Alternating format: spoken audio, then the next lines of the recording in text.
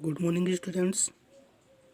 आज का अपना टॉपिक है CBSE class 8th subject Hindi विशेष टॉपिक विशेषण डिस्क्रिप्शन विशेषण तथा इसके भेद। तो प्यारे विद्यार्थियों, आज अपन विशेषण और विशेषण के जो भेद होते हैं, प्रकार होते हैं, उनके बारे में अध्ययन करेंगे। तो सबसे पहले देखते हैं विशेषण क्या होता है। विशेषण शब्द का अर्थ है विशेषता बताने वाला, अर्थात संज्ञा या सर्वनाम के रूप, गुण, संख्या या मात्रा की विशेषता बताने वाले शब्दों को विशेषण कहते हैं। मतलब संज्ञा या सर्वनाम की विशेषता जो शब्द बताते हैं और उनके द्वारा उस शब्द के गुण, रूप, आकार, संख्या आदि का बोध कराते हैं, उनको विशेषण कहते हैं। दूसरा है विशेष्य। जिन संज्ञा सर्वनाम शब्दों की विशेषता बताई जाती हैं उन्हें विशेष्य कहते हैं। तो शॉर्ट रूप में कह सकते हैं कि संज्ञा सर्वनाम की विशेषता बताने वाले शब्दों को विशेषण कहते हैं और विशेषण की जो विशेषता बताई जाती है उसको विशेष्य कहते हैं। मतलब जिसकी विशेषता बताई जाती है उसको विशेष्य कहते हैं और विशेष्य की जो विशेषता बताई जाती है उसको विशेषण कहा जाता है। जैसे छत पर 4 बंदर बैठे हैं। छत पर 4 बंदर बैठे हैं। अब इसमें विशेषण 4 होगा और विशेष्य होगा बंदर, कि बंदर की विशेषता बताई जा रही है इसलिए ये विशेष्य हुआ। अब बंदर विशेष्य की क्या विशेषता है कि वो 4 है, इसलिए ये विशेषण हुआ। इसी तरह सेकंड वाले उदाहरण में आदित्य परिश्रमी है, तो इसमें परिश्रमी विशेषण हुआ, आदित्य विशेष्य हुआ, क्योंकि आदित्य की विशेषता बताई जा रही है इसलिए ये विशेष्य हुआ। और आदित्य विशेष्य की क्या विशेषता कि वो परिश्रमी है, इसलिए विशेषण हुआ। तो विशेषण विशेषण में मुख्य अंतर यही हुआ कि विशेष्य जिसकी विशेषता बताई जाती है वो विशेष्य कहलाता है और फिर विशेष्य की जो विशेषता बताई जाती है उसको विशेष्य कहा जाता है। आगे देखते हैं विशेषण के भेद।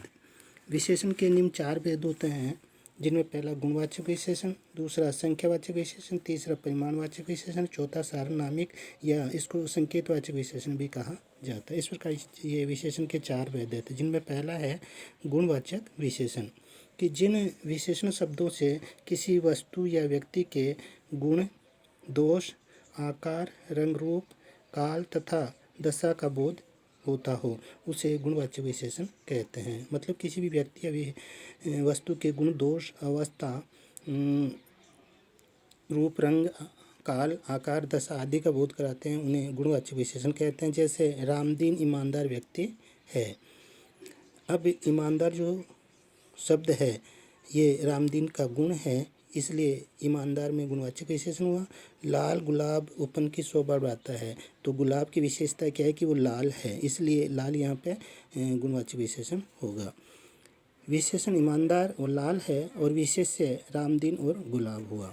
सेकंड है संख्यावाचक विशेषण, कि जिन विशेष शब्दों से संख्या या गणना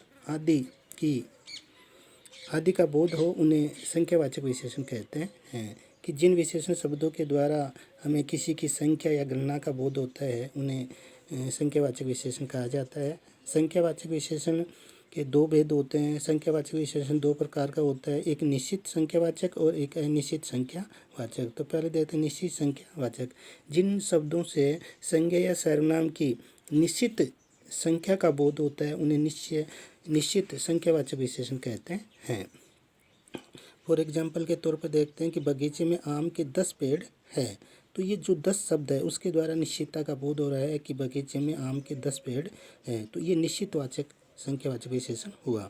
अनिश्चित संख्यावाचक विशेषण, जिन शब्दों से संज्ञा या सर्वनाम की अनिश्चित संख्याओं का बोध होता है उन्हें अनिश्चित संख्यावाचक विशेषण कहा जाता है। जैसे कुछ बच्चे मैदान में खेल रहे हैं।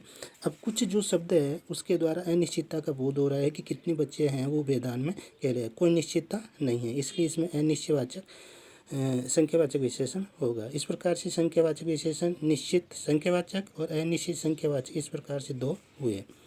आगे देखते हैं तीसरा परिमाणवाचक विशेषण, जिस शब्द से किसी वस्तु की मात्रा, नाप या तौल का बोध हो उसे परिमाणवाचक विशेषण कहते हैं। जैसे मेरी चाय में थोड़ी सी चीनी डाल दो, तो थोड़ी सी शब्द जो है वो परिमाण को बोध करा रहा है, इसलिए इसमें परिमाणवाचक हुआ।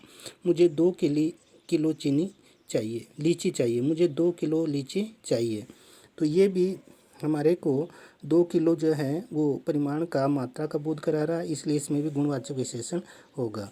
तो गुणवाचक विशेषण में क्या होता है कि संज्ञा सर्वनाम के द्वारा किसी भी वस्तु की मात्रा, नाप, तोल आदि का बोध होता है, उसे परिमाणवाचक विशेषण कहते हैं। अब ये भी दो प्रकार का, निश्चित परिमाण और अनिश्चित परिमाण। वही निश्चित परिमाण मतलब निश्चित जिन विशेषण शब्दों के द्वारा निश्चित संख्या या सर्वनाम की निश्चित मात्रा का बोध होता है, उसे निश्चित परिमाणवाचक विशेषण कहते हैं। जैसे मैंने 2 लीटर दूध खरीदा, तो यहाँ 2 लीटर निश्चित है, निश्चितता का बोध करा रहा है, इसलिए इसमें निश्चित परिमाणवाचक विशेषण हुआ। अनिश्चित परिमाणवाचक विशेषण वे विशेषण शब्द जिनसे संज्ञा या सर्वनाम की अनिश्चित मात्रा का बोध होता है, उसे अनिश्चित परिमाणवाचक विशेषण कहते हैं। जैसे गोदाम में बहुत अनाज रखा है, अब ये बहुत है, इसके आधार पर अपन निश्चितता का बोध नहीं हो रहा है, अनिश्चित बोध हो रहा है, इसलिए इसमें अनिश्चित परिमाणवाचक विशेषण होगा। आगे देखते हैं सार्वनामिक विशेषण कि वे सर्वनाम शब्द जो संज्ञा से पहले आकर संज्ञा की विशेषता बताते हैं, उन्हें सार्वनामिक या संकेतवाचक विशेषण कहते हैं। मतलब वे शब्द जो संज्ञा से पहले आकर के उस संज्ञा की विशेषता को व्यक्त करते हैं, उन्हें सार्वनाम या संकेतवाचक विशेषण कहते हैं। जैसे मेरा भाई हमेशा प्रथम आता है, तो भाई यहाँ पे संज्ञा शब्द है और इस संज्ञा से पहले मेरा जो सर्वनाम शब्द आ रहा है, तो इसको सर्वनाम न कह करके अपन सार्वनामिक विशेषण कहेंगे, क्योंकि ये जो भाई संज्ञा है उसकी विशेषता को व्यक्त कर रहा है, इसलिए मेरा यहाँ सार्वनामिक विशेषण होगा। तो प्यारे विद्यार्थियों, इस प्रकार से ये विशेषण के 4 भेद हुए हैं: गुणवाचक विशेषण, संख्यावाचक विशेषण, परिमाणवाचक विशेषण और सार्वनामिक या संकेतवाचक विशेषण। तो धन्यवाद।